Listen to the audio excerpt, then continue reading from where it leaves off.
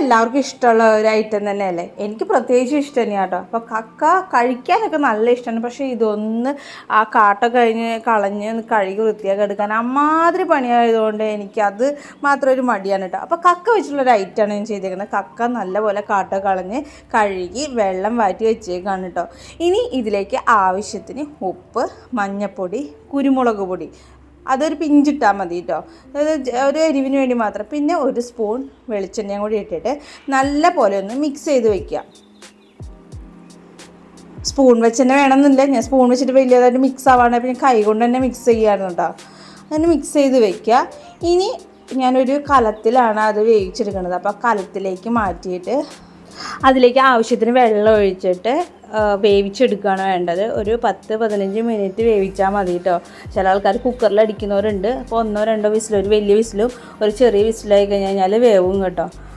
പിന്നെ അതായത് ഉള്ളിൽ നിന്ന് എടുക്കണ കക്കയാണെങ്കിൽ നമ്മൾ ആദ്യമേ വേവിക്കുമല്ലോ. അപ്പോൾ അതിൻ്റെ ആവശ്യമില്ല. ഇപ്പം നമുക്ക് ഇങ്ങനെയായിട്ട് കിട്ടണതായതുകൊണ്ടാണ് നമ്മളത് ചെയ്യുന്നത്. അപ്പോൾ എൻ്റെ വെന്ത് കഴിഞ്ഞിട്ടുണ്ട്. വെള്ളമൊക്കെ വറ്റിച്ച് ഞാൻ എടുത്തിട്ടുണ്ട് കേട്ടോ. ഇനി ഇതിലേക്ക് ആവശ്യമുള്ള സാധനങ്ങളാണ്. അപ്പോൾ ഇതിലേക്ക് ഞാൻ ആദ്യം എടുത്തേക്കുന്നത് പച്ചമുളക് ഒരെണ്ണം ചെറുതായി അരിഞ്ഞിട്ടുണ്ട്, പിന്നെ ഒരു പിടി തേങ്ങാക്കൊത്ത്, പിന്നെ ഇഞ്ചി അത്യാവശ്യം എടുത്തിട്ടുണ്ട്, പിന്നെ ഉള്ളി ഒരു 10-15 എണ്ണം എടുത്തിട്ടുണ്ട്, പിന്നെ സവാള ഒരെണ്ണം കൊത്തി അരിഞ്ഞത്, പിന്നെ വെളുത്തുള്ളി എടുത്തിട്ടുണ്ട്.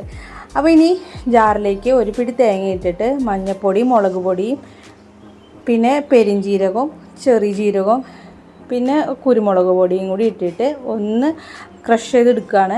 അപ്പോൾ വെള്ളം ഒഴിക്കേണ്ട കേട്ടോ. അപ്പോൾ ഈ ഒരു ലെവലിലാണ് നമ്മൾ അരച്ചെടുത്തേക്കുന്നത് തേങ്ങ കേട്ടോ. ഇനി ചീനച്ചട്ടി അടപ്പത്ത് വെച്ചിട്ട് അതിൽ വെളിച്ചെണ്ണ ഒഴിച്ചിട്ട് അതൊന്ന് ചൂടായി കഴിഞ്ഞാൽ കടുക് പൊട്ടിക്കുകയാണ് വേണ്ടത്.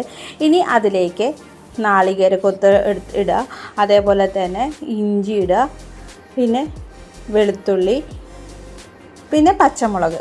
അപ്പോൾ ഇത്ര ഇട്ടിട്ട് ആദ്യം ഒന്ന് നമുക്കൊരു ചെറിയൊരു ബ്രൗൺ കളറിൽ എത്തിക്കാം. വല്ലാതെ ബ്രൗൺ ഒന്നും ആവണ്ട, ഇത് അത്രയ്ക്ക് ബ്രൗൺ ആക്കേണ്ട ആവശ്യമില്ല. പിന്നെ ആവശ്യത്തിന് വേപ്പിലയും കൂടി ഇടാം കേട്ടോ.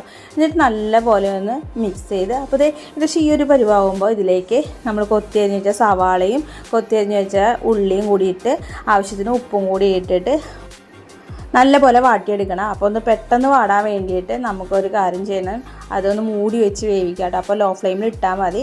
എന്നിട്ട് ഒരു 10 മിനിറ്റ് ഒന്ന് അടച്ചു വെച്ച് കഴിഞ്ഞാൽ പെട്ടെന്ന് അത് വാടി കിട്ടും കേട്ടോ. ഇനി അതിലേക്ക് നമ്മൾ വേവിച്ച് വെച്ച കക്കയും കൂടി ഇടുക. അത് നല്ല പോലെ ഒന്ന് മിക്സ് ചെയ്യുക കേട്ടോ. ഇനി വേണമെങ്കിൽ ഇതൊക്കെ ഒന്നുകൂടി നല്ലോണം ഒന്ന് വഴാൻ വേണ്ടി ആവശ്യത്തിന് വെള്ളം ഒഴിച്ചിട്ട് നല്ലപോലെ ഒന്ന് മിക്സ് ചെയ്ത് ഒരു 10 മിനിറ്റ് അടച്ച് വെച്ച് വേവിക്കുക കേട്ടോ. ഒരു 10-15 മിനിറ്റ് ഈ കക്കയൊക്കെ മിക്സ് ചെയ്ത് അടച്ച് വെക്കുക കേട്ടോ. വേണമെങ്കിൽ ഇത്തിരി വെള്ളം കൂടിയൊക്കെ അടി പിടിക്കാതിരിക്കാൻ വേണ്ടി ഇത്തിരി വെള്ളം ഒഴിക്കുക കേട്ടോ. അല്ലെങ്കിൽ കക്കയുടെ തന്നെ നമ്മൾ നേരത്തെ വേവിച്ച വെള്ളമായാലും മതി. അപ്പോൾ ഇത് നല്ല പോലെ എല്ലാം കൂടി ഒന്ന് ആയിട്ടുണ്ട്. അടി ഇത്തിരി പിടിച്ചിട്ടുണ്ടായിരുന്നു, വെള്ളമൊക്കെ ഒന്ന് വറ്റി വന്നപ്പോൾ ലോ ഫ്ലെയിമിൽ തന്നെ ഇടണം കേട്ടോ. ഇനി ഇതിലേക്ക് നമ്മൾ നേരത്തെ അരച്ച് വെച്ച തേങ്ങയും കൂടി ഇടുക കേട്ടോ.